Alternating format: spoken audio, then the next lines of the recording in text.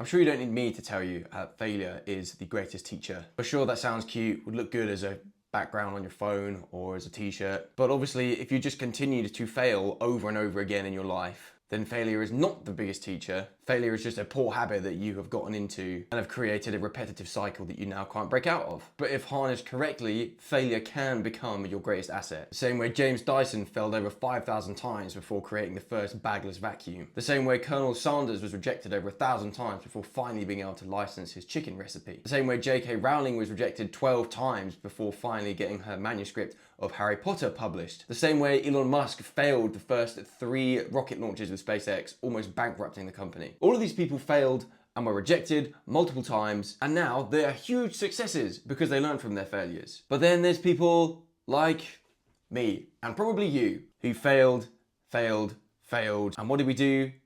Keep on doing the same bloody thing. Again, my mother might be watching, so I don't want to offend her. One of the best ways I heard this put recently was I saw a TikTok of a guy running a successful TikTok marketing company. Gave this example of 2 different companies who were looking to launch a candle. I'm gonna get these specifics wrong, but something like the first company spent like a month researching different flavors and scents and like sampling different ones. Took like a month of just sampling different flavors until they decided which ones they wanted, chose a few, paid for really slow shipping because they wanted to save on costs to get those samples to come over. Once they got those, kind of checked those out a little bit, and then paid to get their own branded versions, again sent over from China, but paid for the design to happen over there, paid again for slow shipping. This whole story of how, you know, it took like 4 months before they got their product onto the market. Whereas there's another company who based the candles that they bought from their competitors. They got the 3 best selling scents, flavors,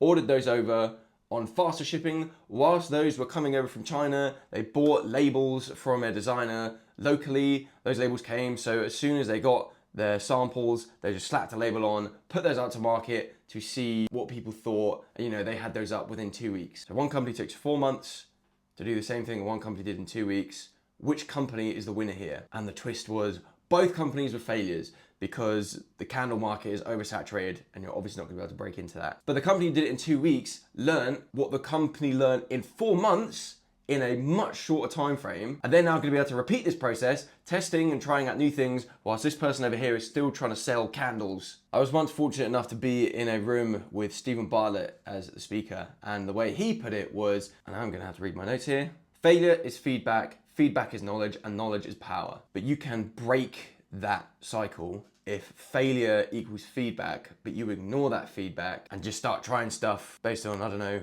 gut feeling. Kind of humbling myself here as I listen to this, because I can think of multiple times throughout my entrepreneurial career where I've tried things and they haven't worked. I've looked at the feedback, I've got the response, seen it hasn't worked, and I've thought, okay, I know why this has gone wrong. I'm just going to try this because I've just got a gut feeling this is going to work. Now, I'm not saying that gut feeling is a bad thing, but until you have been able to prove that your gut feeling works, you can't use that as a reliable source of information, a reliable source of knowledge to predict your next move. You've got to take the feedback of what you learn from your failures. And I think the helpful maybe Easter egg in this guy's video, his name's Jack Dams, by the way. He's awesome. Another very just like down to earth guy talking about his experience in online business. His little Easter egg at the start there was instead of doing the 100 samples like the first business was, he took 3 samples based on what his competitors were doing. So take what you've learned and look at what the market is doing, those that are successful are doing, and see if you can apply your feedback to the landscape of your market and start testing more things and create a quicker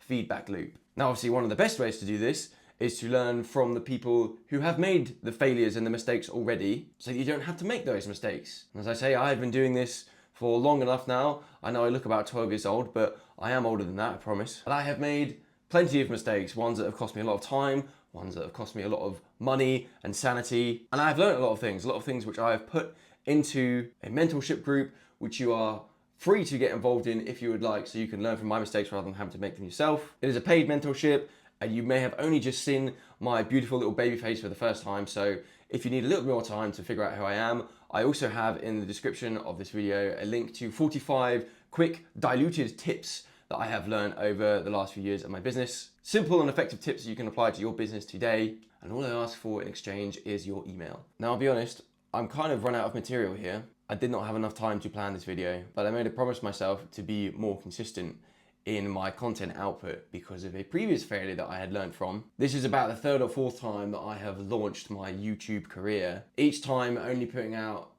5 or 6 videos and then being disappointed when I only got 5, 6 views on each one of them. But the feedback that I got from that experience and what I learned is looking at some of the top creators on YouTube, none of them blew up overnight. The people that you follow, the gurus that you enjoy their content, it's not like they were suddenly famous on YouTube because they posted a couple of good videos. Yes, if you make a really flipping good piece of content, if one person views it and views the whole thing, the algorithm's gonna push it. They might share it with someone and watch the whole thing and the algorithm pushes it.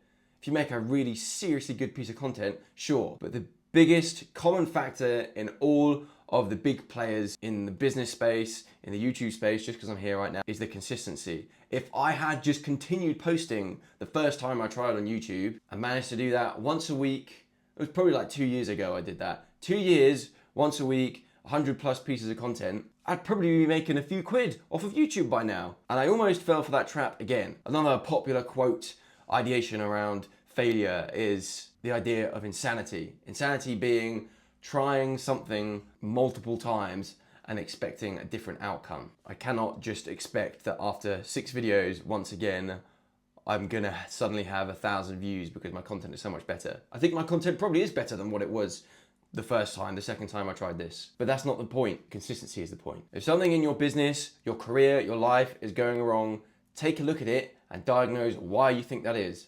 One of the best ways to diagnose it, look at someone else who is doing the thing you're trying to do well and see if there's anything that they're doing that you can do in your system, life, process, business, landing page, funnel, sales approach, whatever it is. And don't think you have to reinvent the wheel or start completely from square one. Just make some minor tweaks here and there and build up in marginal gains. Again, learning from mistakes the first time. What's one thing I could do just to improve this slightly? Don't make it this massive project that you have to change everything overnight. That is just gonna explode your brain and you're just gonna overload and burn out. The idea of, oh my goodness, I've got to take my business from here to here.